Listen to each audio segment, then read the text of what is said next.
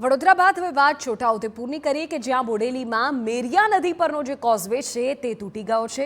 મૂલધર અને જબુગામ વચ્ચેથી પસાર થતો રસ્તો અવરજવર માટે બંધ થઈ ગયો છે અને ગામના લોકો 8 કિલોમીટરનો ફેરો લગાવવા મજબૂર બન્યા છે।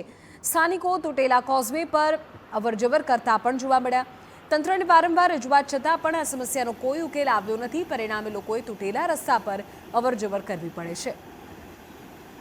બોડેલી નજીકથી પસાર થતી મેરિયા નદી છે, એ મેરિયા નદી પર આજથી 5 થી 6 વર્ષ પહેલા આજે સામે કિનારે જવા માટે અને બોડેલીના સાથે સંપર્ક કરવા માટે આજે કોઝવે બનાવવામાં આવ્યો હતો, પરંતુ આ જે કોઝવે છે એ કોઝવે સદંતર રીતે ધરાશાયી થઈ ગયો છે, તદ્દન તૂટી ગયો છે, જેને લઈને જે લોકો અવર જવર કરતા હોય છે તેમને હવે ચોમાસાના સમય દરમિયાન ભારે હાલાકીનો સામનો કરવો પડે છે।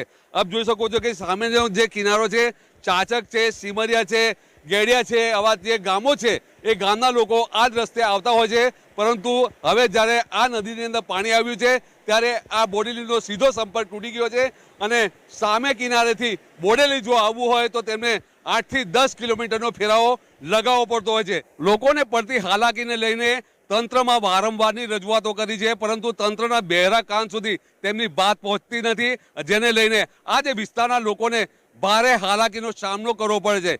ક્યારે આ વિસ્તારના લોકોની ફિકર કરશે તંત્ર, એ તો જોવું રહ્યું। મકબૂલ મંસૂરી, TV9 છોટાઉદેપુર।